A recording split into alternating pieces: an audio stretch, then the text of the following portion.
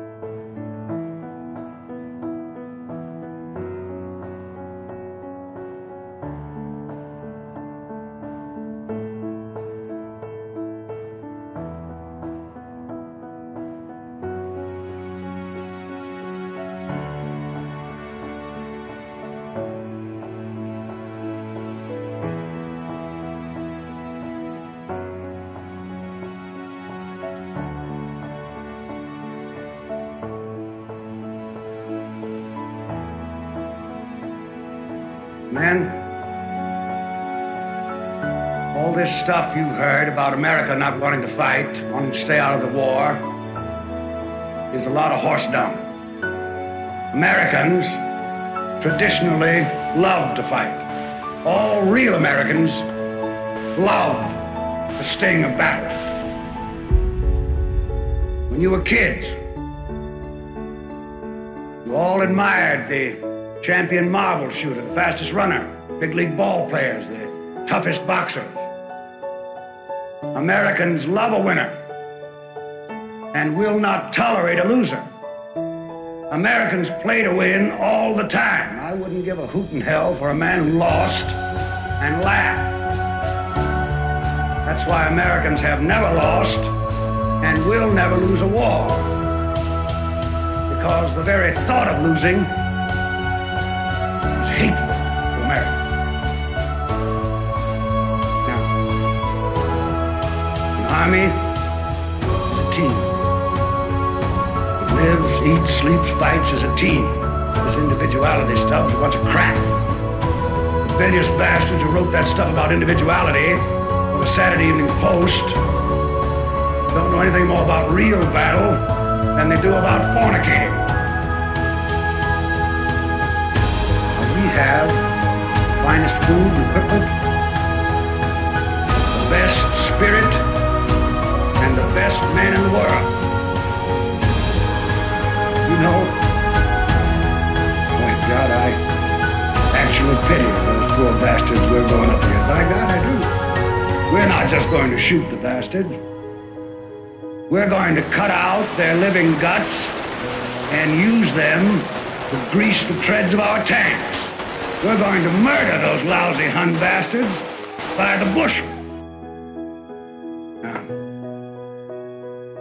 some of you boys, I know, are wondering whether or not you'll chicken out under fire. Don't worry about it. I can assure you that you will all do your duty.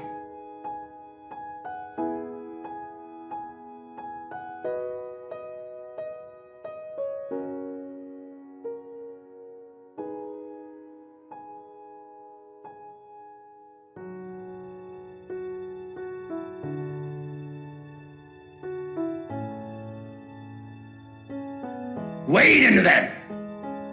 Spill their blood. Shoot them in the belly. When you put your hand into a bunch of goo that a moment before was your best friend's face, you know what to do. Now, there's another thing I want you to remember. I don't want to get any messages saying that we are holding our position. We're not holding anything. Let the Hun do that. We are advancing constantly, and we're not interested in holding on to anything except the enemy. We're going to hold on to him by the nose and we're going to kick him in the ass. We're going to kick the hell out of him all the time, and we're going to go through him like crap through a goose.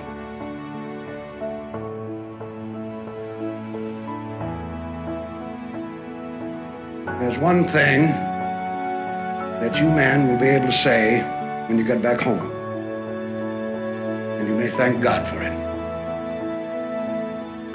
30 years from now, when you're sitting around your fireside with the grandson on your knee,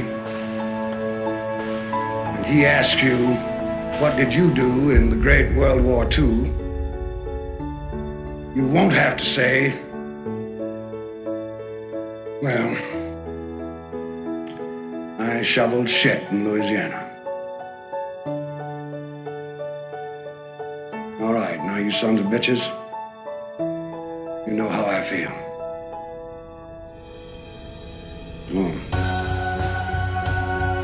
I will be proud to lead you wonderful guys into battle anytime, anywhere. That's all.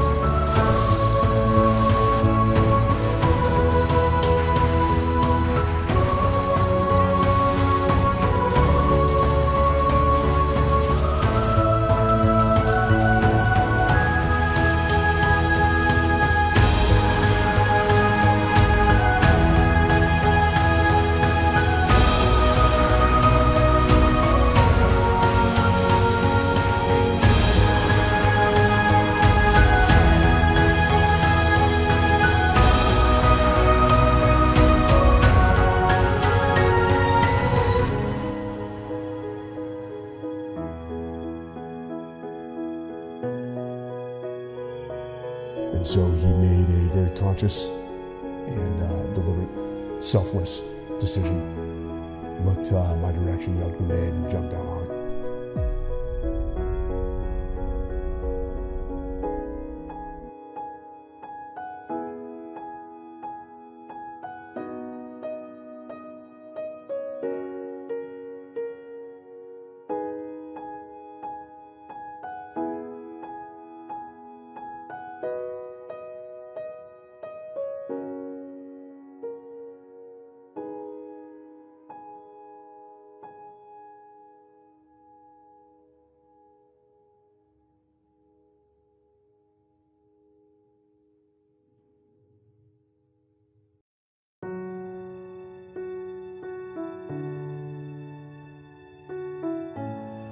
Six minutes later, in this new shot, Chapman can hear another helicopter approaching the summit.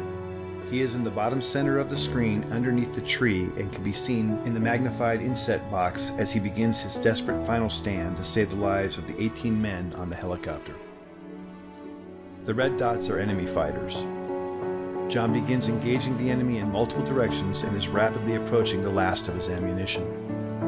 The helicopter contains a quick reaction force comprised of Rangers, pararescuemen, and another combat controller. It is now 6:13 and the helicopter is short final. The enemy is desperately trying to displace Chapman so they can put heavy weapons or rocket-propelled grenades in Bunker 1 while simultaneously engaging the helicopter. With the choice to save his life or the lives of his unknown comrades, Chapman makes the decision to climb out of the bunker and begin firing in multiple directions as can be seen in the inset. Suffering from as many as a dozen wounds, Chapman is in fact already in the process of dying. As he fights, the helicopter is struck by a rocket-propelled grenade and makes a remarkable controlled crash just below Chapman and the summit. Chapman, now off-screen, continues to cover his comrades as they pour out of the stricken helicopter. Some of them are fatally shot as they exit. These images, with Chapman fighting the enemy at close quarter, are the last to show him alive and in this heroic act, thus qualifying for his second Medal of Honor. Ultimately, Chapman would expend all but the last few rounds of his ammunition, until, finally, after 16 bullet and shrapnel wounds, Chapman succumbs when he is shot through the heart. We will never know his final thoughts or words, but what we do know is, His decisions and actions single-handedly saved the lives of 23 comrades.